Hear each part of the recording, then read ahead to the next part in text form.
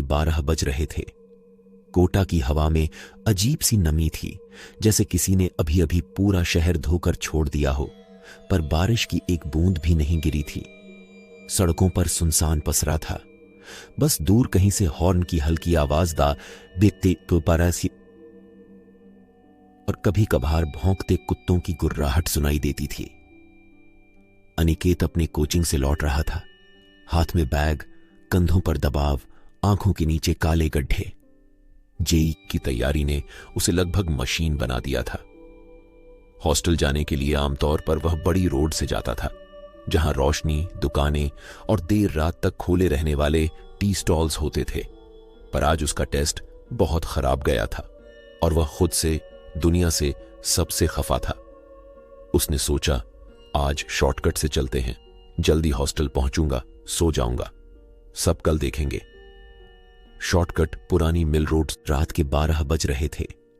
कोटा की हवा में अजीब सी नमी थी, जैसे किसी ने अभी अभी पूरा शहर धोकर छोड़ दिया हो, पर बारिश की एक बूंद भी नहीं गिरी थी। सड़कों पर सुनसान पसरा था। बस दूर कहीं से हॉर्न की हल्की आवाज दा बेते तो पारासी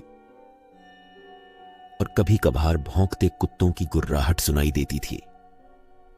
अनिकेत अपनी कोचिंग से लौट रहा था।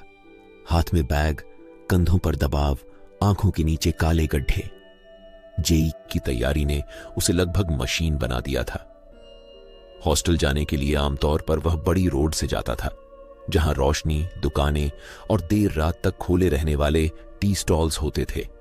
पर आज उसका टेस्ट बहुत खराब गया था और वह खुद से, दुनिया से सबसे खफा था। उसने सोचा, आज शॉर्टकट से चलते हैं, जल्दी हॉस्टल पहुंचूंगा, सो जाऊंगा, सब कल देखेंगे।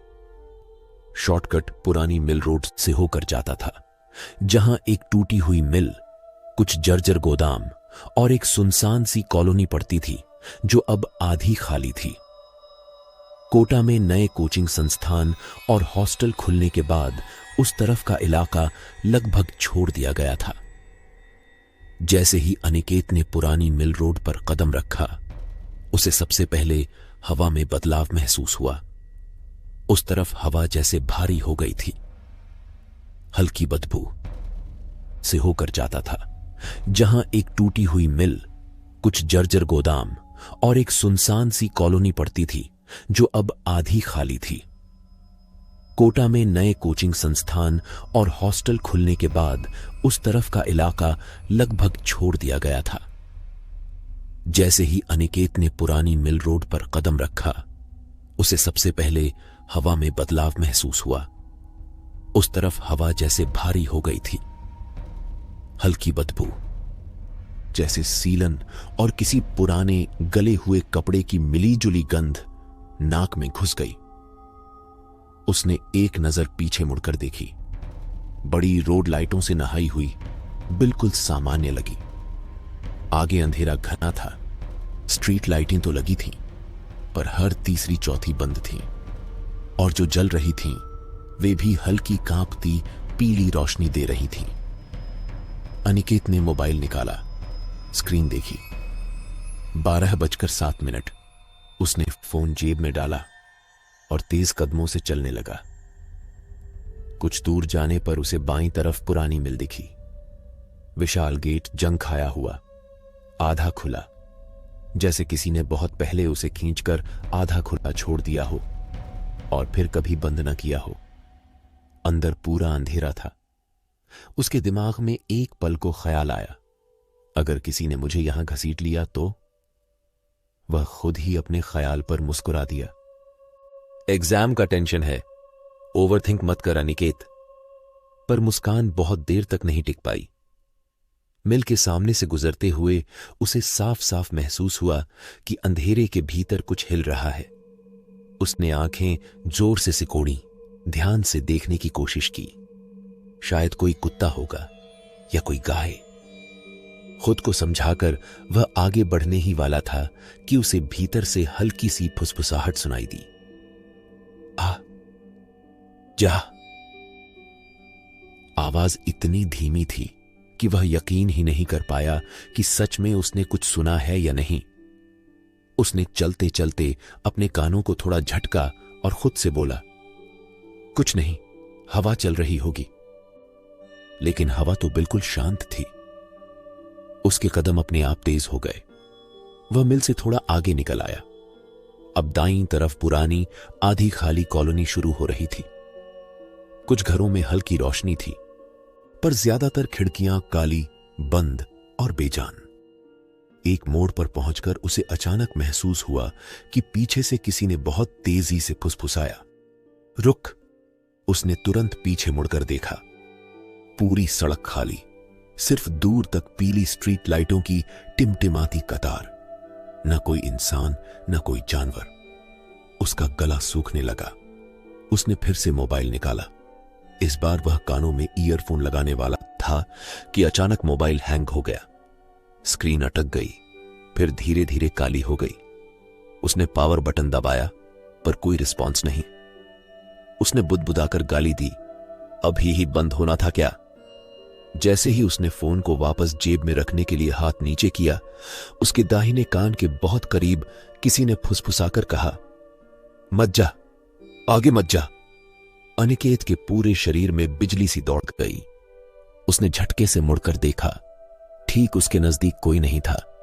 सड़क पर दूर तक वही सन्नाटा, पर उसे बिल्कुल साफ महसूस हुआ था कि आवाज उसके कान के ठीक पास से आई थी, जैसे कोई उसके बहुत नजदीक खड़ा हो। उसके हाथ कांपने लगे। उसने खुद को समझाने की कोशिश की, हैल्यूसिनेशन, ओवरटेंशन, कुछ नहीं है। उसने कदम फिर आगे बढ़ाए, पर अब उसका हर कदम भारी हो गया था। ऐसा लग रहा था जैसे सड़क के नीचे से कोई उसके पैर पकड़कर रोकने की कोशिश कर रहा हो। थोड़ा और आगे जाने पर सड़क दो हिस्सों में बांटती थी। दाईं तरफ सीधा हॉस्टल की तरफ रास्ता और बाईं तरफ वह पुरानी कॉलोनी जहां अब शायद ही कोई रहता हो। अनिकेत हमेशा दाईं तरफ ही जाता था, लेकिन आज जैसे उसकी इच्छा ही उसके शरीर पर नहीं चल रही थी। उसके कदम अपने आप धीमे धीमे बाईं तरफ मुड़ गए। उसका दिमाग चिल्ला रहा था, नहीं, यह गलत रास्ता है, वापस मुड़। पर उसका शरीर किसी और के इशारे पर चल रहा था, जैसे किसी अनदेखे हाथ ने उसके कंधे पकड़कर उसे बाईं दिशा में मोड़ दिया हो। कॉलोनी में घुसते ही माहौल बदल गया। यहां स्ट्रीट लाइटें लगभग न के बराबर थीं। 2-3 खंभों पर लगी लाइटें हल्की सी टिमटिमा रही थीं, जैसे आखिरी सांसें ले रही हों। हर घर की दीवारों पर काई जमी थी। बालकनी में लटकते कपड़े, जो शायद महीनों से वैसे ही टंगे थे, हवा न होने के बावजूद हल्के हल्के हिलते मालूम हो रहे थे। अनिकेत का दिल जोर जोर से धड़क रहा था, पर उसके पैरों ने रफ्तार धीमी नहीं की। एक मोड़ पार करते ही उसे सामने एक बड़ा सा पुराना 3 मंजिला मकान दिखा। बाकी घरों से ज्यादा जर्जर, पर उसकी तीसरी मंजिल पर एक खिड़की में हल्की सी नीली रोशनी जल रही थी। रोशनी इतनी अजीब थी जैसे ट्यूबलाइट नहीं, बल्कि किसी पुरानी टीवी स्क्रीन की ठंडी नीली चमक हो। उस रोशनी को देखते ही उसके कानों में फिर आवाज गूंजी, यहीं यहीं रुक जा। इस बार आवाज स्त्री की थी, धीमी, भारी और ऐसी कि जैसे सीधे दिमाग के अंदर बोली गई हो। अनिकेत ने अपनी गर्दन पकड़ ली, जैसे कोई चीज उसकी रीढ़ पर चढ़कर सिर के पीछे तक पहुंच गई हो। उसे उल्टी सी महसूस हुई। उसने जबरदस्ती अपनी नजरें उस मकान से हटाकर नीचे जमीन की ओर कर ली और अपने पैरों को वापस घुमाने की कोशिश की, लेकिन उसके पैर उसी मकान की ओर बढ़ रहे थे। जब तक उसे पूरी तरह एहसास हुआ, वह मकान के सामने पहुंच चुका था। गेट टूटा पड़ा था। आंगन में सूखे पत्ते और कूड़ा जमा था। बीचों बीच एक पुराना झूला लटका हुआ था, जिसकी चेन हवा न होने के बावजूद हल्की हल्की खनक रही थी। अनिकेत के मुंह से खुद ब खुद निकल गया, कौन है? कोई जवाब नहीं। लेकिन तीसरी मंजिल की नीली रोशनी अचानक थोड़ी तेज हो गई, जैसे किसी ने भीतर से उसे बढ़ा दिया हो। उसके कदम बरामदे की टूटी सीढ़ियों की तरफ उठे। हर सीढ़ी पर उसका जूता रखते ही अजीब सी कराहती आवाज आती, जैसे सीढ़ियों के नीचे किसी का बदन दब रहा हो। दीवारों पर अजीब निशान थे, कुछ बच्चों की उंगलियों के निशान, कुछ जैसे किसी ने अपने नाखून घिस घिस कर दीवार पर रगड़े हों। पहली मंजिल पर पहुंचकर उसने एक बार फिर खुद को रोका। बस अब यहां से वापस नीचे, बस भाग। तभी पीछे से किसी के चलते हुए कदमों की आवाज आई। टप टप टप, जैसे कोई धीरे धीरे सीढ़ियां चढ़ रहा हो, पर उल्टी तरफ से, नीचे से नहीं, ऊपर से। अनिकेत ने सिर उठाकर ऊपर की ओर देखा। दूसरी ओर तीसरी मंजिल के बीच के अंधेरे में उसे किसी का धुंधला सा साया दिखा, लंबा, पतला, झुका हुआ। वह हिल नहीं रहा था, बस खड़ा था, और फिर भी कदमों की आवाज आ रही थी। टप टप टप, जैसे आवाज तो नीचे की ओर आ रही हो, पर साया वहीं अटका हुआ हो। उसकी सांस अटक गई। वह सीढ़ियों के कोने में दीवार से चिपक गया और आंखें बंद कर लीं। आवाज नीचे आती गई, उसके पास, बिल्कुल सामने, ठीक उसके बगल से गुजरती हुई, पर किसी ने उसे छुआ नहीं। उसने कांपते हुए आंखें खोली। सीढ़ियां खाली थीं, पर अब दूसरा बदलाव हुआ था। पहले वह जैसे मजबूरी में ऊपर की ओर जा रहा था, अब उसे लगा जैसे अगर वह तुरंत ऊपर नहीं गया तो कोई भयंकर चीज पीछे से पकड़कर उसे नीचे घसीट ले जाएगी। दिमाग ने हमले शुरू कर दिए। वापस जा, भाग भाग, पर दिल और शरीर उल्टा जवाब दे रहे थे। ऊपर जाओ, वरना वरना वरना क्या, खुद उसे नहीं पता। वह दूसरी मंजिल पर पहुंचा। यहां के कमरे पूरी तरह बंद थे। दरवाजों पर लगी नेम प्लेटों पर जंग जम चुकी थी। कुछ नाम आधे मिट चुके थे। मुके, शर्मा फेमी, अर्जू, जैसे किसी ने जानबूझकर उन्हें मिटा दिया हो। तभी उसकी नजर एक छोटे दरवाजे पर पड़ी जो सीढ़ियों के सामने की दीवार में था। वह लगभग आधा खुला था, अंदर पिच काला अंधेरा। दरवाजे के नीचे से धीरे धीरे कुछ रिस रहा था। पहले उसे लगा पानी होगा, पर जब वह थोड़ी नजदीक गया तो उसे एहसास हुआ कि वह चीज पानी की तरह पारदर्शी नहीं थी, गाढ़ी थी और हल्की काली, जैसे बहुत पुराना सूखता हुआ खून। उसका पेट मिचलाने लगा। वह पीछे हटने ही वाला था कि उस दरवाजे के भीतर से एक बच्चे की हंसी सुनाई दी। ही। हंसी में कोई मासूमियत नहीं थी। वह इतनी ठंडी थी कि उसकी रीढ़ में फिर एक बार सिहरन दौड़ गई। उसने कांपती आवाज में पूछा, कौन? दरवाजा अपने आप थोड़ा और खुल गया। अंदर से कुछ नहीं दिखा, बस घुप अंधेरा। फिर वही आवाज, इस बार थोड़ी साफ, एक छोटे बच्चे जैसी आवाज, पर शब्दों में अजीब भारीपन। तू तो खुद आया है, हमको बुलाया नहीं, फिर क्यों डरता है? अनिकेत की टांगें जवाब देने लगी। उसने खुद को संभालने के लिए रेलिंग पकड़ ली। मैं नहीं आया, मैं बस रास्ता, हॉस्टल। अंदर से पल भर को खामोशी छाई। फिर बच्चे की आवाज में मंद सी फुसफुसाहट, तू भी तो पढ़ने आया है ना? सब यहां पढ़ने आते हैं, सबको यहां लाते हैं। ऊपर, तीसरी मंजिल पर। ऊपर से हल्की सी ठक की आवाज आई, जैसे किसी ने लकड़ी का दरवाजा बंद किया हो। तीसरी मंजिल की नीली रोशनी अचानक एक पल के लिए बुझी, फिर से जल उठी, इस बार पहले से ज्यादा तेज। अनिकेत ने गर्दन उठाकर ऊपर देखा, फिर उस छोटे दरवाजे की ओर मुड़ा। दरवाजा अब पूरी तरह खुल चुका था। अंदर से ठंडी हवा का झोंका आया, जिसमें वही सीलन, खून और जलते बालों की मिलीजुली बदबू थी। उसे महज एक सेकंड के लिए लगा कि अंदर कोई खड़ा है, बहुत छोटा, किसी 10 साल के बच्चे जितना, पर उसका चेहरा दिख नहीं रहा था। बस दो सफेद चमकती आंखें। फिर सब कुछ अंधेरे में गुम हो गया। ऊपर जा। बच्चा अब जैसे उसके दिमाग के अंदर कह रहा था, मैडम इंतजार कर रही हैं, क्लास लेनी है। क्लास? इस वक्त तीसरी मंजिल पर? अनिकेत खुद के ऊपर से नियंत्रण खोता जा रहा था। उसे लगा अगर वह पीछे मुड़कर भागने की कोशिश करेगा तो उसके पैरों की हड्डियां टूट जाएंगी। जैसे किसी ने अदृश्य रस्सियों से उसे तीसरी मंजिल की ओर बांध रखा हो। वह सीढ़ियां चढ़ने लगा। हर कदम के साथ उसके कानों में अलग अलग आवाजें भरने लगीं।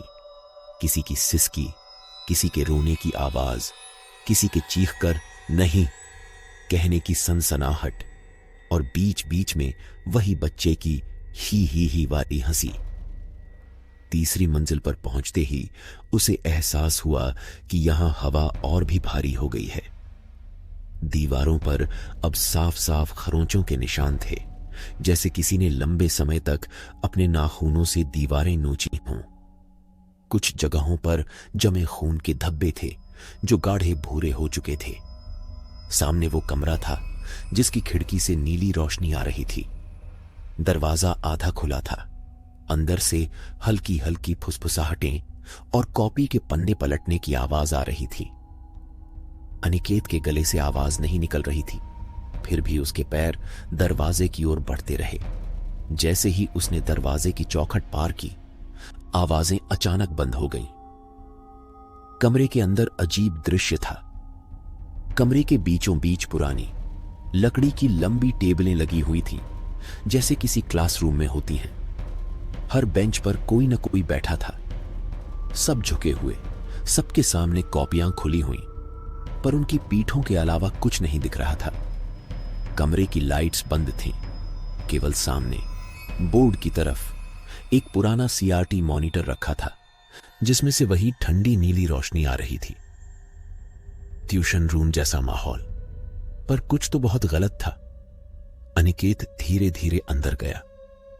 जैसे ही उसने पहला कदम कमरे में रखा, टेबलों के आसपास बैठी आकृतियां एक पल के लिए हल्की सी हिली, फिर से स्थिर हो गईं। उसका दिल जोर से धड़कने लगा। उसने थोड़ा पास जाकर देखा। सामने की पहली बेंच पर बैठा स्टूडेंट उसके कोचिंग के ही किसी छात्र जैसा लग रहा था।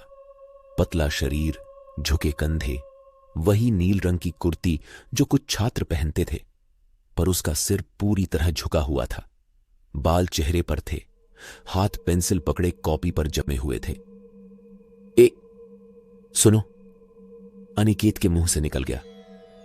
कोई हिला नहीं। उसने हाथ बढ़ाकर उस स्टूडेंट के कंधे को हल्के से छूना चाहा। जैसे ही उसकी उंगलियां कंधे के करीब पहुंची, स्टूडेंट का सिर अचानक थोड़ा और झुक गया और उसके गले से बहुत धीमी सूखी सी कराह निकली। अनिकेत ने तुरंत हाथ पीछे खींच लिया। उसकी निगाह अब बोर्ड की तरफ गई। बोर्ड पर सफेद चौक से कुछ लिखा हुआ था। उसने आंखें जोर से सिकोड़ी। लिखा था, आज का टॉपिक रिवीजन। तुम कितनी देर तक टिक सकते हो? उसने दोबारा पढ़ा। शायद उसे लगा कि वह गलत देख रहा है, पर शब्द वही थे। बोर्ड के ठीक बगल में वह नीली रोशनी वाला मॉनिटर रखा था। स्क्रीन पर स्टैटिक सा बर्फ जैसा पैटर्न साफ दिख रहा था, पर बीच बीच में जैसे कुछ अचानक बनता और मिट जाता। किसी का चेहरा, किसी की आंखें, कोई नंबर, कोई नाम। तभी पीछे से फीमेल आवाज आई, लेट हो गए तुम। अनिकेत के पैर जम गए। उसने धीरे धीरे गर्दन घुमाई। कमरे के कोने में, जहां अभी तक उसने देखा ही नहीं था, एक कुर्सी पर कोई बैठा था।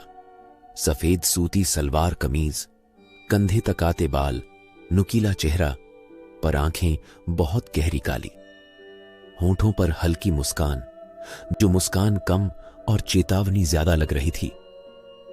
वह महिला बहुत सामान्य लग सकती थी अगर उसकी आंखों में वह खालीपन न होता, और अगर उसके पैरों की जगह फर्श पर सिर्फ एक हल्का सा धुंधला साया न होता जो बाकी शरीर से अलग थलग थोड़ा देर से हिल रहा था। मैडम? उसके मुंह से बिना सोचे निकल गया। वह मुस्कुराई। हाँ, सब मुझे मैडम ही कहते थे। तुम भी कह सकते हो। तुम नए हो? अनिकेत ने घबराकर सिर हिलाया। मैं बस रास्ता भटक गया था, हॉस्टल जा रहा था। वह धीरे धीरे खड़ी हुई। उसकी कुर्सी ने कोई आवाज नहीं की, न उसके कदमों की आवाज आई। बस वह एक जगह बैठी थी और अगले ही पल कमरे के बीचों बीच टेबल के पास खड़ी थी, जैसे बीच की दूरी किसी ने काट कर हटा दी हो। कोटा में कोई रास्ता यूं ही नहीं भटकता, वह हल्के स्वर में बोली। जो यहां आता है वह या तो बहुत टूट चुका होता है या बहुत टूटने वाला होता है। तुम कौन हो? अनिकेत की आंखों में आंसू भरने लगे। मेरा टेस्ट खराब गया आज, बहुत बुरा लिखा। सब लोग टॉप करते हैं, मैं पीछे रह जाता हूं। सब कहते हैं कोटा आकर भी नहीं पढ़ पा रहा तो घर जा। मैं बस। मैडम की आंखें अचानक और काली हो गईं, जैसे उनमें कोई तरल अंधेरा भर गया हो। बस इतना ही? उसने धीरे से दोहराया। इसीलिए तुम्हें यहां बुलाया गया। तुम तो अभी शुरू ही हुए हो। उसने अपने पतले बेहद ठंडे हाथ को आगे बढ़ाया। आओ बैठो, एक टेस्ट देना है, बहुत छोटा टेस्ट, सभी देते हैं, फिर हम तय करेंगे कि तुम कितने समय तक यहां रहोगे। अनिकेत ने अपने शरीर पर फिर वह अदृश्य दबाव महसूस किया। उसका मन चीख रहा था कि वह भाग जाए, किसी भी तरह इस कमरे से बाहर निकल जाए, पर उसके पैर उसे पहली बेंच के बगल वाली खाली कुर्सी की ओर ले गए। वह बैठ गया। सामने टेबल पर अचानक एक कॉपी और पेंसिल प्रकट हो गई, जैसे पहले से रखी हो और उसने ध्यान ही न दिया हो। कॉपी के कवर पर उसका नाम लिखा था, एनिकेत शर्मा, उसी हैंडराइटिंग में जिसमें वह खुद लिखता था। उसने तो इस कॉपी को कभी देखा ही नहीं था। वह कांप गया। प्रश्न पत्र। मैडम की आवाज उसके कान के बहुत पास सुनाई दी, जबकि वह अभी भी थोड़ी दूर खड़ी थी। बहुत सरल है, बस एक ही सवाल है। कॉपी अपने आप खुल गई। अंदर सिर्फ एक पन्ना था, जिस पर पेंसिल से एक ही वाक्य लिखा था। तुम अपनी जिंदगी से इतना नाखुश क्यों हो कि उसे छोड़कर यहां फंसने को तैयार हो? अनिकेत की आंखें फैल गईं। उसने पेंसिल उठाई, पर उसका हाथ कांपने लगा। उसके मन में दर्जनों जवाब घूमने लगे। माता पिता की उम्मीदें, दोस्तों की तुलना, टीचर्स की डांट, rank, marks, slip test, main paper, advance, droppers batch, सब कुछ जैसे एक ही साथ उसके दिमाग में घूमने लगा। लिखो। मैडम की आवाज अब और भारी हो चुकी थी। उसने पेंसिल रखी और लिखना शुरू किया। शब्द अपने आप बहते गए। मुझे लगता है मैं काफी नहीं हूं, मैं पीछे रह जाऊंगा। सब मुझे फेल कहेंगे, मैं किसी को भी खुश नहीं रख पाऊंगा। जैसे जैसे वह लिखता गया, उसे लगा कमरे की ठंड बढ़ती जा रही है। उसके आसपास बैठे दूसरे स्टूडेंट्स में हल्की हलचल होने लगी। किसी के कंधे फड़कते, किसी की गर्दन झटके से ऊपर की ओर उठती, पर उसके चेहरे अभी भी दिख नहीं रहे थे। एक बेंच पीछे से अचानक किसी के जोर से रोने की आवाज आई, पर रोने वाले का चेहरा अभी भी किताब में गड़ा हुआ था। अनिकेत ने पन्ने का आखिरी शब्द लिखा, मैं थक गया हूं। जैसे ही उसने नुक्ता लगाया, कमरे में फैली हवा अचानक एक पल के लिए ठहर गई। फिर पूरे कमरे से एक साथ फुसफुसाहट उठी, जैसे एक साथ 100 गले बहुत धीरे धीरे कुछ बोल रहे हों। थक गया है, थक गया है, थक गया है। मैडम उसके ठीक सामने आ खड़ी हुई। अब वह बहुत करीब थी, इतनी कि अनिकेत को उसके ठंडे सांसों की बर्फ अपने चेहरे पर महसूस हो रही थी। उसने कॉपी उठाई, एक नजर उससे गुजारी, फिर मुस्कुराई। बहुत अच्छा, तुम पास हो गए। पास? अनिकेत का गला सूख गया। हां, वह हल्के स्वर में बोली। तुमने यह मान लिया है कि तुम हार चुके हो। यहां हम ऐसे ही बच्चों को रखते हैं जो मान लेते हैं कि वे अब आगे नहीं बढ़ सकते। तुम जितना डर रहे हो, उससे ज्यादा तुम पहले ही अपने आप से कर चुके हो। अब बस एक चीज तय करनी है। उसके पीछे स्टूडेंट्स की गर्दनें धीरे धीरे ऊपर उठने लगीं। एक एक करके वे मुड़े। अनिकेत की सांस रुक गई। उनके चेहरे इंसानी कम और कुछ और ज्यादा थे। आंखें धंसी हुई, पर काले घेरों के भीतर जैसे खाली गड्ढे। होंठ सूखे हुए, कुछ के गालों पर नाखूनों के गहरे निशान, जैसे उन्होंने खुद अपने चेहरों को चीरा हो। सबकी आंखों में वही सवाल तैर रहा था, तुम भी हमारे जैसे हो ना? मैडम ने धीरे से पूछा। तुम यहां रहना चाहते हो या वापस जाना? सोचकर जवाब देना। अगर यहां रहोगे तो हमेशा के लिए। हमेशा के लिए। टेस्ट, कॉपी, रातें, रोशनी, ये नीला मॉनिटर और मैं तुम्हारी मैडम। कोई रैंक नहीं, कोई रिजल्ट नहीं, बस अनंत रिवीजन। अगर वापस जाओगे। वह रुक गई। उसके होंठों पर एक अजीब मुस्कान फैल गई। तो फिर दुनिया की तरफ लौटोगे, जहां तुम वैसे भी हर रोज थोड़ा थोड़ा मरते हो, पर जिंदा कहलाओगे। चुन लो। अनिकेत की आंखें भर आईं। मैं वापस जाना चाहता हूं। मैं डरा हुआ हूं, पर मैडम की मुस्कान अचानक गायब हो गई। कमरे की नीली रोशनी एक पल के लिए इतनी तेज हो गई कि सब कुछ धुंधला हो गया। वापस जाना चाहता है, उसके आसपास बैठे स्टूडेंट्स ने एक साथ फुसफुसाया। उनकी आवाजें जैसे कमरे की दीवारों से टकराकर 1000 गुना हो गईं। वापस, वापस, वापस। मैडम ने धीरे से पूछा, पक्का? अनिकेत ने अपनी आखिरी हिम्मत बटोर कर सिर हिलाया। हां।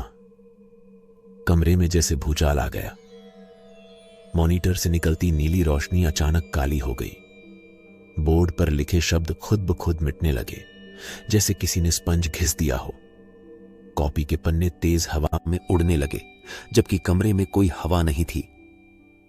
स्टूडेंट्स एक एक करके फिर से झुक गए, जैसे कोई अदृश्य ताकत उन्हें नीचे खींच रही हो। उनके मुंह से तेज सिसकियां, कराहें और कुछ ऐसी आवाजें निकली जो इंसानी नहीं लगती थीं। मैडम ने उसकी आंखों में सीधा देखा। तुम्हें पता है यहां से वापस जाने का मतलब क्या है? अनिकेत ने आंसू पोंछे। हां, शायद नहीं, पर मैं डर कर भागना नहीं चाहता। जीना है तो डर के साथ ही, पर जीना है। एक पल को मैडम के चेहरे पर कुछ बदला। उसकी आंखों में पहली बार एक हल्की सी चमक आई, जैसे बहुत सालों बाद किसी ने उसे चौंका दिया हो। फिर उसने कुछ ऐसा किया जिसकी अनिकेत ने उम्मीद नहीं की थी। उसने अपना ठंडा हाथ उसके सिर पर रखा, जैसे कोई टीचर स्टूडेंट को आशीर्वाद देता हो। उसकी उंगलियों से निकलती बर्फ उसके सिर में घुस गई, रीढ़ से नीचे उतरती हुई उसे अंदर तक जमा गई। जाओ, उसने बहुत धीमे, लगभग दुखी स्वर में कहा। भागो यहां से, और याद रखना, कोटा में सबसे बड़ा भूत ये मकान या मैं नहीं हूं। तुम्हारे खुद के डर हैं, उनसे भागोगे तो फिर कभी बाहर नहीं निकल पाओगे, कभी नहीं। कमरा अचानक घूमने लगा। आवाजें एक साथ चीख में बदल गईं। अनिकेत को लगा वह कुर्सी से गिर रहा है, पर फर्श से टकराने से पहले ही सब कुछ अंधेरा हो गया। जब उसने आंखें खोली, वह सड़क के किनारे पड़ा था। ठंडी हवा उसके चेहरे को छू रही थी। उसने हड़बड़ाकर उठकर बैठ गया। सामने वही पुरानी मिल रोड थी। दाईं ओर हॉस्टल की तरफ जाने वाला रास्ता, बाईं तरफ पुरानी कॉलोनी, पर कॉलोनी का प्रवेश द्वार अब जंग लगे बड़े से लोहे के गेट से बंद था, जिस पर टेढ़े मेढ़े अक्षरों में लिखा था, प्रवेश निषेध। यह कॉलोनी 20 साल पहले बंद कर दी गई है। यहां कई स्टूडेंट्स की रहस्यमयी मौतें हो चुकी हैं। उसका सीना धड़कने लगा। उसने मोबाइल निकाला। इस बार मोबाइल तुरंत ऑन हो गया। स्क्रीन पर समय दिखा 12:08। सिर्फ 1 मिनट। क्या यह सब सपना था? दिमाग का खेल? उसने अपने कपड़ों पर धूल झाड़ी, बैग उठाया और तेज कदमों से हॉस्टल की दिशा में चल पड़ा। पर जैसे ही वह कुछ कदम चला, उसके हाथ में पकड़े मोबाइल की स्क्रीन अपने आप चमक उठी। किसी अनजान नंबर से मैसेज आया था। उसने कांपते हाथों से मैसेज खोला। मैसेज में सिर्फ एक फोटो थी। उसने फोटो खोलते ही सांस रोक ली। तस्वीर एक पुराने क्लासरूम की थी। लंबी टेबलें, नीली ठंडी रोशनी, बोर्ड पर चौक से कुछ लिखा हुआ। पहली बेंच पर बैठा एक लड़का जिसके सामने कॉपी खुली थी और उसके कवर पर साफ साफ लिखा हुआ था एनिकेत शर्मा। और तस्वीर के कोने में हल्के धुंधलेपन के बावजूद सफेद सूती सलवार कमीज में खड़ी मैडम की आकृति साफ दिख रही थी। उसकी आंखें सीधे कैमरे की तरफ थीं। तस्वीर के नीचे एक लाइन लिखी थी, तुमने सही चुना अनिकेत, लेकिन याद रखना हर टेस्ट से भागने वालों को यहां जगह मिल जाती है। अगर कभी फिर हार मानोगे तो रास्ता तुम खुद ढूंढ लोगे। हम इंतजार करेंगे। मैसेज के ऊपर नंबर की जगह सिर्फ इतना लिखा था, no name no signal. Aniket के हाथ कांपने लगे। उसने घबराकर मोबाइल स्विच ऑफ कर दिया, जेब में रखा और लगभग दौड़ते हुए हॉस्टल पहुंचा। उस रात वह बिस्तर पर लेटकर बहुत देर तक जागता रहा। कमरे के पंखे की आवाज, बाहर से आती गाड़ियों की हल्की गूंज सब बहुत सामान्य थी, पर उसके कानों में बीच बीच में अभी भी वही फुसफुसाहट गूंज जाती। तू भी तो पढ़ने आया है ना, सबको यहां लाते हैं। कई साल बीत गए। अनिकेत ने किसी तरह पढ़ाई पूरी की, एक साधारण कॉलेज से इंजीनियरिंग की डिग्री ली और फिर एक छोटी सी नौकरी। जिंदगी शानदार नहीं थी, पर चल रही थी। जब जब वह खुद को बेकार महसूस करता, हार मानने का मन होता, रातों में वही नीली रोशनी वाला कमरा याद आ जाता। मैडम की काली आंखें, ठंडा हाथ और वह फोटो। एक दिन बहुत सालों बाद उसे पुराने दोस्तों के ग्रुप में मैसेज आया। कोटा के एक पुराने हिस्से में एक कंस्ट्रक्शन कंपनी नया मॉल बना रही थी और उस इलाके को पूरी तरह तोड़ने का प्लान था। न्यूज क्लिपिंग में जो फोटो लगी थी उसमें पीछे धुंधला सा वही पुरानी कॉलोनी का गेट दिख रहा था। कैप्शन था, 20 साल से बंद भूतिया कॉलोनी अब ढहाई जाएगी। यहां कई स्टूडेंट्स की सुसाइड की घटनाएं हुई थीं। प्रशासन का दावा है कि इस जगह की बुरी यादों से छुटकारा पाने का वक्त आ गया है। अनिकेत ने मोबाइल को कसकर पकड़ा। उसकी आंखों के सामने उस रात का हर पल घूम गया। उसने धीरे से स्क्रीन पर फोटो झूमकी। बहुत ध्यान से देखने पर एक टूटी हुई खिड़की के पास किसी सफेद कपड़े वाली आकृति की हल्की झलक दिखती थी जो झुकी हुई थी, जैसे कुछ लिख रही हो, और उसके आसपास कई धुंधली झुकी हुई परछाइयां। उसका शरीर फिर एक बार कांप उठा। उस रात भी, इतने सालों बाद, जब वह बिस्तर पर लेटा तो नींद के किनारे से वापस उसी कमरे के दरवाजे पर आ खड़ा हुआ। तीसरी मंजिल की खिड़की में नीली रोशनी अब भी जल रही थी। किसी के दिमाग में हार मानने का विचार जैसे ही जन्म लेता है, कोटा की उस पुरानी कॉलोनी की तीसरी मंजिल पर हल्की सी गूंज उठती है, एक और आ रहा है, बैठाओ उसे, कॉपी निकालो, मैडम को बुलाओ। और कहीं किसी सुनसान रात में कोई नया बच्चा शॉर्टकट लेते हुए गलती से पुरानी मिल रोड पर मुड़ जाता है। हवा भारी हो जाती है, मोबाइल हैंग हो जाता है और किसी के कान के बहुत नजदीक हल्की सी फुसफुसाहट होती है, आ जा। अगले कुछ हफ्तों तक अनिकेत ने कोशिश की कि वो उस रात को भुला दे। उसने पढ़ाई में खुद को उलझाया, रूटीन बनाया, हॉस्टल से कोचिंग और कोचिंग से हॉस्टल, वही मशीन जैसी दिनचर्या। लेकिन भुला पाना आसान नहीं था। उस रात के बाद हर रात सोने से पहले एक डर उसके कमरे में फैलने लगता था, जैसे दीवारों के पीछे से कुछ सरक रहा हो, जैसे बिस्तर के नीचे कोई करवट लेकर उसकी तरफ देख रहा हो। शुरू शुरू में उसे लगा कि यह सब स्ट्रेस का असर है, पर फिर अजीब चीजें होने लगीं। पहली घटना उस रात हुई जब वह पढ़ाई करते करते सो गया था। रात के करीब 2:30 बजे उसका मोबाइल स्क्रीन अपने आप ऑन हुआ। उसने सोचा शायद नोटिफिकेशन आया होगा, लेकिन स्क्रीन पर सिर्फ एक वाक्य लिखा था, तुम सच में वापस नहीं आओगे। अनिकेत का दिल जोर से धड़कने लगा।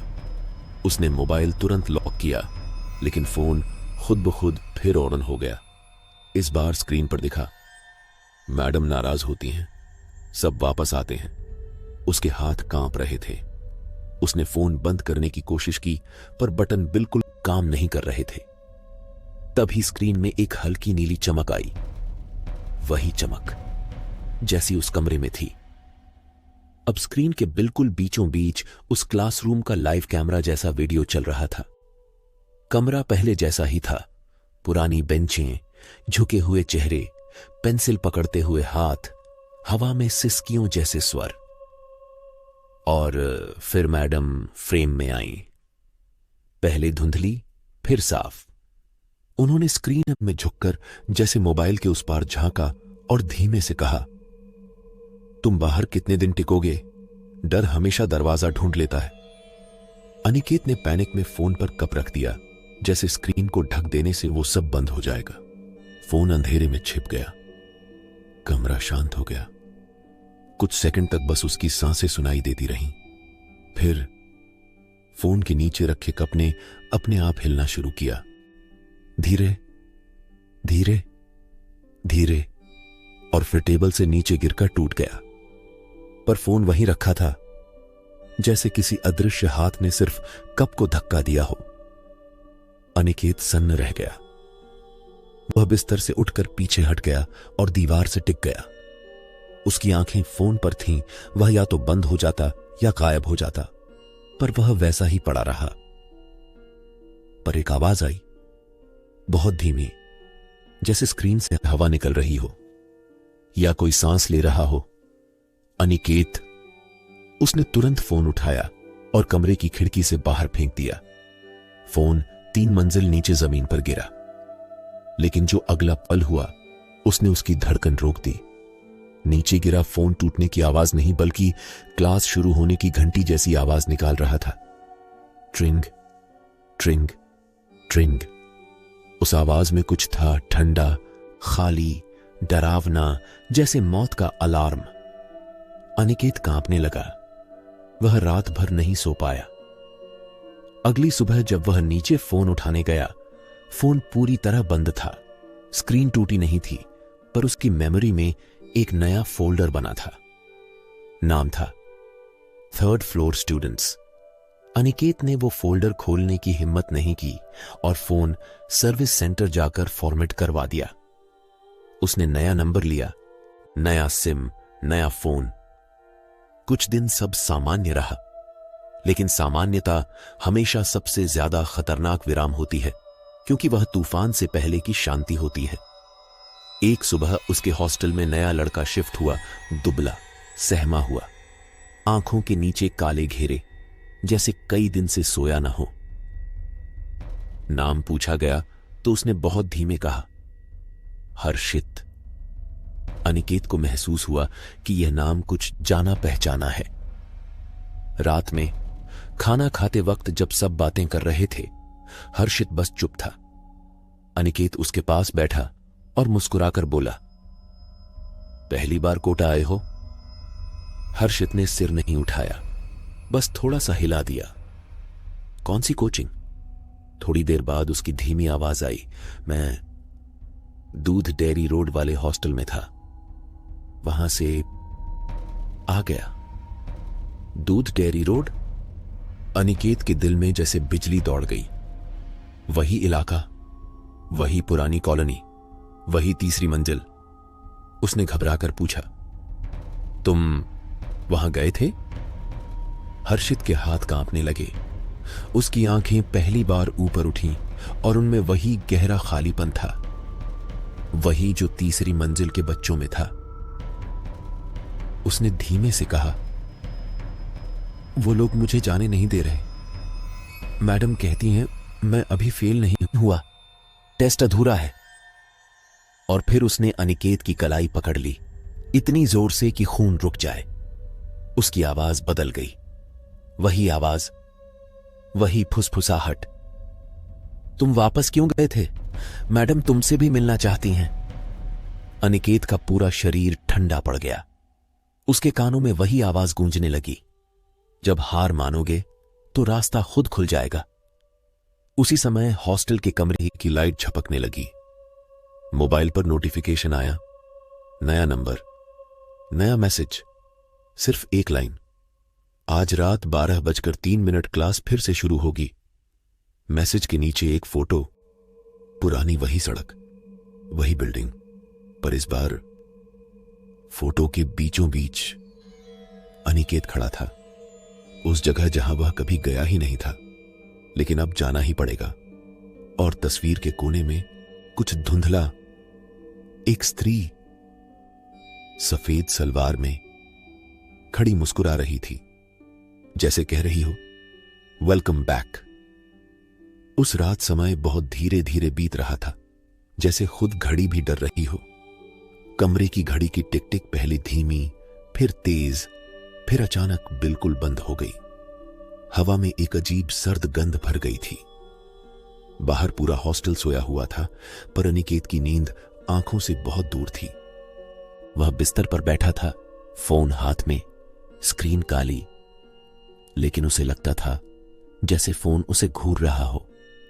रात के 12:01 पर कमरे का दरवाजा खुद ब खुद चरचराया, धीरे धीरे खुलता गया। हर्षित बाहर खड़ा था। उसके चेहरे पर किसी इंसान वाली अभिव्यक्ति नहीं थी।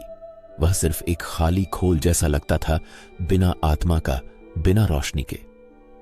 उसने नजर उठाकर अनिकेत को देखा।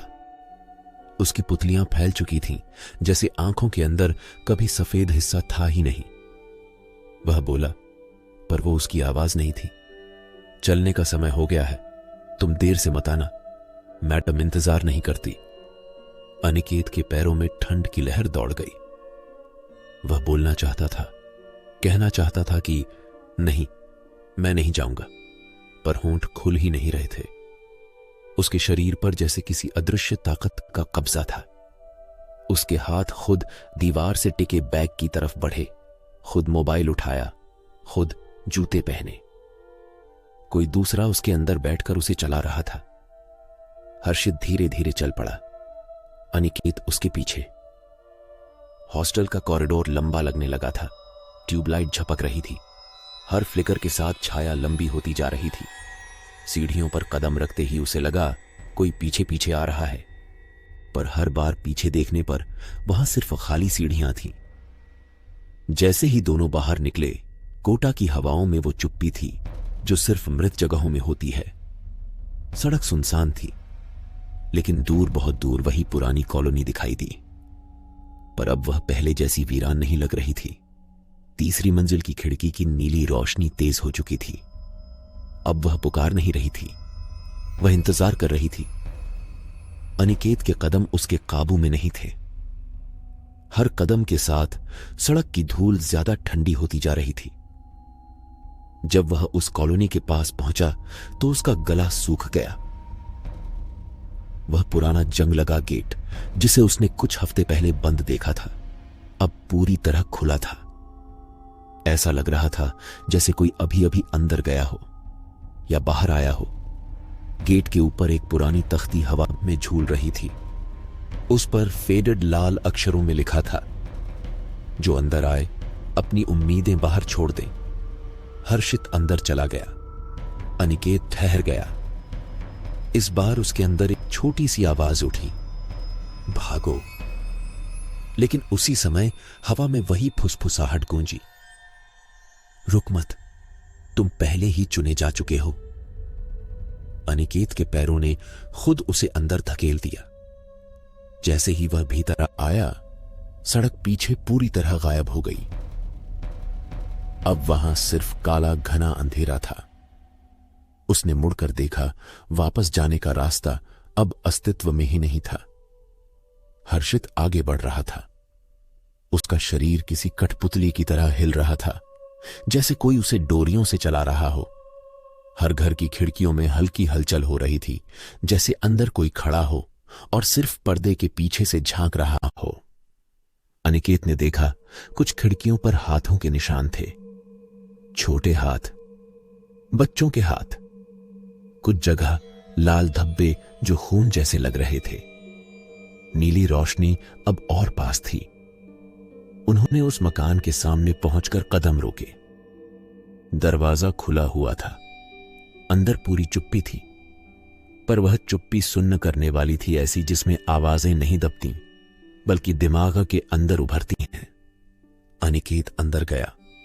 हवा भारी हो गई, जैसे दीवारें सांस ले रही हों, जैसे पूरा घर जिंदा हो और जाग चुका हो। सीढ़ियों के पास पहुंचते ही वही आवाज फिर आई, ऊपर आओ। इस बार वह एक लड़की की आवाज थी, धीमी, धीरे से टूटी हुई, रोते हुए जैसी। अनिकेत की रूह कांप उठी, लेकिन उसके पैर सीढ़ियां चढ़ रहे थे। पहली मंजिल, दूसरी मंजिल। हर कदम पर दीवारों पर खरोंचें बढ़ती जा रही थीं। कुछ खरोंचों में शब्द साफ बने थे, बचाओ, मैं फेल नहीं था, कृपया, मुझे घर जाना है। तीसरी मंजिल, वही कमरा, दरवाजा पहले से खुला हुआ। नीली रोशनी अंदर से धड़क रही थी, जैसे वह जिंदा हो। हर्षित अंदर गया और पहली बेंच पर बैठ गया। बाकी सभी सीटें भरी हुई थीं, सब झुके हुए, फंसे हुए। मैडम बोर्ड के पास खड़ी थीं। उनकी पीठ दिखाई दे रही थी, धैर्य से इंतजार करती हुई, जैसे उन्हें पता हो कि सब वापस आते हैं। अनिकेत अंदर गया। दहलीज पार करते ही दरवाजा अपने आप धीरे से बंद हो गया। मैडम मुड़ी। उनके चेहरे पर वही खतरनाक, शांत, खाली मुस्कान थी। उनकी आंखें काली थीं, लेकिन अब उनमें सिर्फ अंधेरा नहीं था, उनमें अनगिनत चेहरे घूम रहे थे। उन बच्चों के चेहरे जो यहां कभी आए थे, जिन्होंने हार मान ली थी, जिन्होंने सोचा था कि जिंदगी उनसे बड़ी है। मैडम ने कहा, वापस आने में देर तो हुई, लेकिन अब तुम पूरा करोगे। उनकी आवाज कमरे में नहीं, अनिकेत के दिमाग में गूंजी। उसके सामने बेंच पर वही कॉपी रखी थी। कवर नया था, नाम लिखा था, अनिकेत शर्मा, रिटर्नेड कैंडिडेट। पेंसिल धीरे धीरे उसके हाथ में आ गई। मैडम ने बोर्ड पर चौक से लिखा, फाइनल टेस्ट, और नीचे सिर्फ एक सवाल, क्या तुम खुद को कभी माफ कर पाओगे? अनिकेत लिख नहीं पा रहा था। सांसें तेज हो गईं, सीने में दर्द होने लगा। उसने इधर उधर देखा, हर बच्चा उसे देख रहा था। उनकी आंखों में वह खालीपन नहीं था, अब उनमें इंतजार था, जैसे वे चाहते थे कि वह भी वहीं फंस जाए। उसी वक्त मैडम धीरे धीरे उसके ठीक पीछे आ गईं, इतनी करीब कि उनकी ठंडी सांसें उसकी गर्दन से टकरा रही थीं। उन्होंने उसके कान में फुसफुसाया, लिख दो, बस लिख दो, और हमेशा के लिए डर खत्म। अनिकेत के हाथ ने पेंसिल उठाई, पहला शब्द लिखा, न।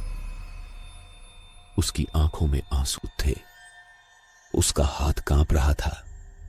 वह रोते हुए लिख रहा था, मैं खुद को कभी माफ नहीं कर पाऊंगा। जैसे ही उसने आखिरी शब्द लिखा, पूरे कमरे में एक दबी हुई चीख फैल गई। लाइटें झिलमिलाईं, सभी छात्रों की रीढ़ सीधी हुई और वे सब मुस्कुराने लगे, एक जैसी भयानक मुस्कान। मैडम ने उसके कांधे पर हाथ रखा और कहा, अब तुम हमारे हो। और फिर कमरा अंधेरा हो गया। नीली रोशनी बुझ गई, सिर्फ खामोशी बची, और उस खामोशी में बस एक आवाज गूंजी, क्लास कंप्लीट। सुबह जब हॉस्टल वाले कमरे में घुसे, अनिकेत कहीं नहीं था। उसका बिस्तर खाली था, पर उसकी मेज पर एक कॉपी मिली। कवर पर लिखा था, note for removal property of 3rd floor classroom. अंदर सिर्फ एक लाइन लिखी थी, मैं थक गया था और उन्होंने मुझे अपने पास रख लिया। उस दिन रात को कोटा की उसी पुरानी कॉलोनी की 3री मंजिल की खिड़की में फिर वही नीली रोशनी जल उठी, और उसके भीतर एक और नई सीट भर चुकी थी, और हवा में फिर वही आवाज तैर रही थी, अगला भी आएगा, सब आते हैं। कोटा में उस घटना के बाद सब कुछ सामान्य जैसा दिख रहा था, लेकिन हवा में एक अदृश्य बदलाव आ चुका था। अनिकेत के अचानक गायब होने की खबर हॉस्टल में फैल चुकी थी, लेकिन किसी ने इसे गंभीरता से नहीं लिया। कई लोग बोले, शायद घर चला गया होगा। कुछ बच्चे दबाव में भाग ही जाते हैं। कोटा में गायब होना नई बात नहीं थी। यहां बच्चे चुपचाप टूटते थे और चुपचाप खो जाते थे। लेकिन एक व्यक्ति था जो इस बात को साधारण नहीं मान रहा था। उसका नाम था आरव। आरव अनिकेत का क्लासमेट था। ज्यादा बात नहीं होती थी, पर वह ध्यान देता था कि अनिकेत हमेशा चुप रहता, डरता और रातों में जागता रहता था। पिछले कुछ हफ्तों में उसने देखा था कि अनिकेत का चेहरा बदल रहा था। आंखों में हमेशा डर, होंठों पर हमेशा अधूरी सांस। जिस रात अनिकेत गायब हुआ, उसी रात आरव को एक मैसेज मिला, अनजान नंबर से। मैसेज में सिर्फ 3 शब्द थे, अब तुम्हारी बारी। उस मैसेज के नीचे एक तस्वीर थी। तस्वीर उसी पुरानी कॉलोनी की थी और उस तस्वीर की 3री मंजिल की खिड़की में अनिकेत खड़ा था। लेकिन वह अनिकेत नहीं था अब। उसकी आंखें नीली रोशनी की तरह चमक रही थीं। उसके चेहरे पर एक खाली मुस्कान थी और उसके पीछे धुंधले रूप में वह स्त्री मैडम खड़ी थी। आरव ने तुरंत फोन फेंक दिया। वह कांप रहा था। उसके हाथ ठंडे थे, लेकिन डर जितना बढ़ता उतना ही वह अनिकेत को ढूंढने के लिए बेचैन हो रहा था। वह उसे अकेला नहीं छोड़ सकता था। पूरा दिन वह बेचैन रहा और रात होते ही वही आवाज, वही अजीब धड़कन, वही दूर से आती फुसफुसाहट उसके कमरे की दीवारों में गूंजने लगी। आ जा, क्लास में देर मत करो, सब इंतजार कर रहे हैं। आरव ने कोशिश की कि वह आवाजों को नजरअंदाज करे, लेकिन दिमाग पे कोई काबू नहीं था। उसकी सांसें भारी हो रही थीं और दिल की धड़कन तेज। रात के 12:03 पर कमरे की सारी लाइट्स बंद हो गईं। बाहर की स्ट्रीट लाइट्स बुझ गईं और खिड़की से वही नीली रोशनी कमरे में फैल गई। आरव ने जैसे ही खिड़की से बाहर झांका, उसकी सांस रुक गई। नीचे सड़क पर, ठीक हॉस्टल के सामने, अनिकेत खड़ा था। वही झुका हुआ चेहरा, वही जीवित लाश जैसी आंखें। उसके बगल में थे 3 और बच्चे जिन्हें आरव ने पहले कभी नहीं देखा था। उनके शरीर ऐसे हिल रहे थे जैसे कोई अदृश्य डोर उन्हें चला रही हो। उनमें से एक ने अपना सिर उठाकर आरव को देखा और पागलों की तरह मुस्कुराया। उसकी मुस्कान इंसानी नहीं थी, जैसे कोई खाली खोल खुश होने का अभिनय कर रहा हो। और फिर सबने एक साथ कहा, आ जाओ, सरप्राइज टेस्ट है। उस पल कुछ ऐसा हुआ जिसने आरव के शरीर को जमा दिया। अनिकेत ने धीरे धीरे अपना दाहिना हाथ उठाया और हवा में लिखना शुरू किया। कोई शब्द नहीं दिख रहे थे, पर हवा में ठंड की लकीरें बन रही थीं। कुछ सेकंड बाद हवा में शब्द धीरे धीरे आकार लेने लगे। 3rd floor, final entry. इसी के नीचे एक और लाइन उभरी, जो आएगा वापस नहीं जाएगा। आरव पीछे हटने लगा, पर उसके पैरों ने उसकी बात नहीं सुनी। उसके कानों में आवाजें तेज होने लगीं। हर कोई असफल होता है, जो डरता है वही बुलाया जाता है। कोटा में फेलियर कभी मिटता नहीं, वो सिर्फ एक जगह लौटता है। उसका शरीर अपने आप दरवाजे की तरफ मुड़ा। दरवाजा खुद खुल गया। हवा अंदर चली आई, वही ठंडी सड़ी हुई हवा जिसे महसूस करते ही लगता था कि कोई बहुत पुराना रहस्य सांस ले रहा है। आरव बाहर आया। उसने सीढ़ियां उतरी और वहीं रुक गया, क्योंकि उसके ठीक सामने रास्ते के किनारे जमीन पर एक रिपोर्ट कार्ड पड़ा था। उस पर लिखा था, name Aarav Mehta, grade fail, comments needs improvement, must return, उसकी आंखें डर से फैल गईं। वह रिपोर्ट कार्ड उठाने ही वाला था कि पीछे से किसी ने उसका कंधा पकड़ लिया। वह बुरी तरह मुड़ा। वहां कोई इंसान नहीं था, सिर्फ छाया, एक लंबी काली इंसानी आकृति, पर बिना चेहरा, बिना आंखों के, सिर्फ मौजूद। और उस छाया ने बहुत धीरे, बहुत धीमे शब्द कहे, चलो मैडम इंतजार में है। उसके बाद सब कुछ धुंधला होने लगा। आवाजें दूर होती गईं, दुनिया पीछे छूटने लगी। और अगली बार जब आरव ने होश संभाला, वह उसी क्लासरूम की दहलीज पर खड़ा था। कमरा पहले जैसा ही था। सीटों पर बैठे बच्चे धीरे धीरे उसकी ओर मुड़े। उनकी आंखों में खालीपन नहीं था, अब बल्कि भूख थी। सीटों में एक नई जगह खाली थी। पहली बेंच। अनिकेत ने धीरे धीरे सिर उठाया और कहा, वेलकम बैक आरव, हम सब तुमसे पहले यहां आ चुके हैं, अब तुम्हारी बारी है। मैडम बोर्ड के सामने खड़ी थीं। उन्होंने चौक उठाया और लिखा, टॉपिक एक्सेप्टेंस ऑफ फेलियर। फिर उन्होंने आरव की ओर देखा। उनकी मुस्कान और ठंडी थी और उन्होंने धीरे से कहा, बैठ जाओ, यहां से जाने वाला कोई नहीं बचता। आरव का गला बंद हो गया। उसके पैरों ने खुद उसे सीट पर बैठा दिया। कॉपी उसके आगे सरक गई। उसने खोली। अंदर पहले से लिखा था, राइट द ट्रूथ। तुम यहां क्यों आए हो? पेंसिल खुद उसके हाथ में आ गई और वह लिखने लगा। हर शब्द के साथ उसकी सांस भारी होती गई। मैं भागा नहीं, मैं खुद को खो चुका हूं। जैसे ही उसने आखिरी शब्द लिखा, कमरे की हवा ठंडी नहीं रही, वह भारी हो गई। कुछ अदृश्य चीज कमरे में आई थी जो सिर्फ आत्माएं खोजती थीं। और उस रात कोटा की उस छोड़ी हुई कॉलोनी में तीसरी मंजिल की खिड़की से नीली रोशनी पहले से ज्यादा तेज जल रही थी, क्योंकि अब एक और छात्र जुड़ चुका था। कमरा फिर फुसफुसाया, अगला भी आएगा। हमेशा एक अगला होता है।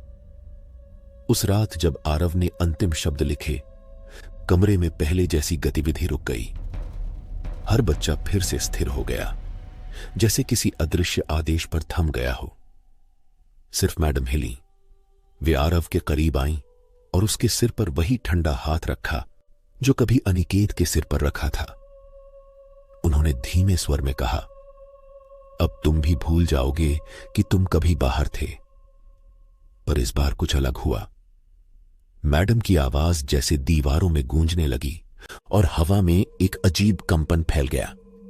आरव की आंखें बंद हो गईं, पर उसकी सांसें तेज थीं।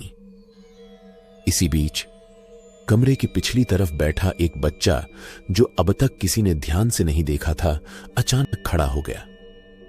उसका शरीर कांप रहा था, लेकिन उसकी आंखें सामान्य थीं, मानो वह अभी अभी सचेत हुआ हो। उसका नाम था राघव। वह शायद इस जगह में सबसे पहले आया था, पर अभी भी पूरी तरह खोया नहीं था। उसने कांपती आवाज में कहा, यहां कोई नहीं रहना चाहता। हम सब सिर्फ डर के कारण फंसे हैं। अगर हम डरना छोड़ दें तो ये जगह हमें पकड़ नहीं पाएगी। कमरा भयानक खामोशी से भर गया। बेंच पर बैठे बच्चों की गर्दनें धीरे धीरे उसकी ओर मुड़ने लगीं। उनकी आंखों में शून्य था, पर अब उसमें एक अजीब गुस्सा था, जैसे वे नहीं चाहते थे कि कोई उनकी नींद तोड़े।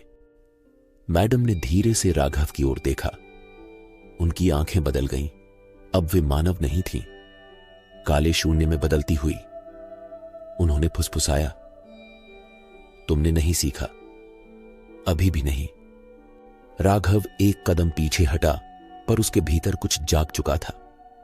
उसने चिल्लाकर कहा, डरो मत, यह जगह हमारी कमजोरी पर चलती है। अगर हम उसे नहीं मानेंगे, यह खत्म हो जाएगी। और तभी बेड़ियों जैसी आवाजें कमरे में गूंज उठीं। सीलिंग, दीवारें, फर्श सब जीवित की तरह हिलने लगे। बेंचों पर बैठे मृत आंखों वाले छात्र उठकर राघव की तरफ बढ़ने लगे। अब वे धीमे नहीं, भेड़ियों की तरह अचानक तेज हो चुके थे। लेकिन राघव पीछे नहीं हटा। उसने आरव की ओर देखा, जिसकी आंखों में अभी भी भय था, पर अब एक छोटी सी चमक भी। तुम लिखो मत, कॉपी बंद करो। आरव ने पेंसिल गिरा दी और कॉपी बंद कर दी। उस पल कमरे की नीली रोशनी कांप गई। अनिकेत ने भी वही किया। फिर एक एक करके हर बच्चे ने अपनी कॉपी बंद कर दी, जैसे भूल चुकी आत्माएं धीरे धीरे याद कर रही हों कि वे कभी जीवित थे। मैडम अब चीखने लगीं। आवाज मानवी नहीं थी। उस चीख में गुस्सा, दर्द और हजारों खोई हुई आत्माओं की सिसकियां भरी थीं। तुम्हें मेरी क्लास से कोई बाहर नहीं जा सकता, राघव चिल्लाया। हम कैदी नहीं हैं, तुम हो। उसने बोर्ड की ओर देखा और पहली बार उसने शब्द मिटा दिए। बोर्ड पर लिखे अक्षर गायब होते ही कमरे का अस्तित्व टूटने लगा, जैसे वह धुएं में बदल रहा हो। छत दरकने लगी। वह आवाज धीरे धीरे फीकी पड़ रही थी। अनिकेत, आरव और बाकी बच्चों ने महसूस किया वे जाग रहे हैं, वर्षों बाद। मैडम अब छाया में बदल चुकी थीं। उनकी आंखों में आखिरी बार वह ठंडी मुस्कान उभरी। डर लौट कर आएगा, तुम चाहो या ना चाहो। और फिर वह धुंध में बदलकर गायब हो गई। कमरा ढहने लगा। बेंचें, दीवारें, खिड़कियां सब राख बनकर हवा में उड़ने लगे। अगले ही पल सब कुछ गायब हो चुका था। बच्चे अब सड़क पर खड़े थे, वही पुरानी कॉलोनी, लेकिन इस बार खाली। नीली रोशनी बुझ चुकी थी। तीसरी मंजिल की खिड़की अब टूटा कांच भर थी। अनिकेत ने धीरे से सांस ली, पहली बार बिना डर के। आरव ने आसमान देखा। कोटा की रात बिल्कुल सामान्य थी। उन्होंने धीरे धीरे कदम बढ़ाए और वापस शहर की ओर चल पड़े। किसी ने पीछे मुड़कर नहीं देखा, पर जैसे ही वे कॉलोनी की सीमा पार कर गए, हवा में एक बहुत हल्की पर साफ आवाज आई, मानो किसी टूटे रेडियो में फंसी हुई हो। क्लास खत्म नहीं हुई, बस रुकी है। और फिर शांति, सच्ची, साधारण, मानवीय शांति। लोग आगे बढ़ गए। जिंदगी वापस शुरू हो गई। और उस पुराने गेट पर अब एक नई तख्ती टंगी है, डेंजर, एरिया सील्ड फॉरएवर। लेकिन कभी कभी रात के 12:03 पर कुछ लोगों को दूर से वही नीली रोशनी चमकती दिख जाती है और हवा में एक फुसफुसाहट घूमती है। अगला भी आएगा। हमेशा कोई अगला होता है।